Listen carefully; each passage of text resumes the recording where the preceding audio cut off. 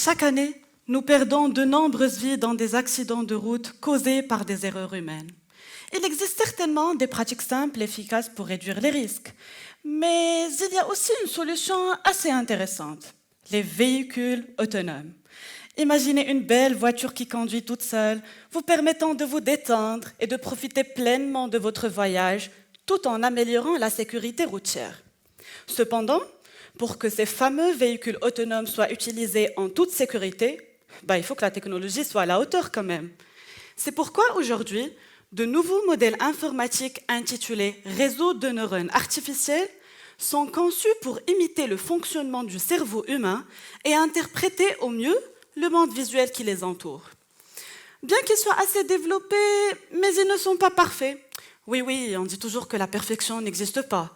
Mais honnêtement, lorsqu'il s'agit de confier notre vie à un modèle informatique, on souhaite vraiment que tout soit parfait. Bref, je me suis dit que peut-être ces réseaux de neurones artificiels ont besoin de mon aide pour qu'ils soient plus intelligents. Alors c'est là qu'intervient mon sujet de thèse. Je travaille sur l'amélioration des performances des réseaux de neurones artificiels en leur injectant un maximum de connaissances humaines pour qu'ils puissent raisonner comme nous. Dans l'une des contributions de ma thèse, j'ai travaillé sur l'estimation de la profondeur. Ça peut vous paraître une tâche très simple, mais c'est un vrai défi pour un modèle informatique. Réfléchissez un instant à la capacité incroyable de votre cerveau à estimer la profondeur des objets qui les entourent, même en utilisant un seul œil.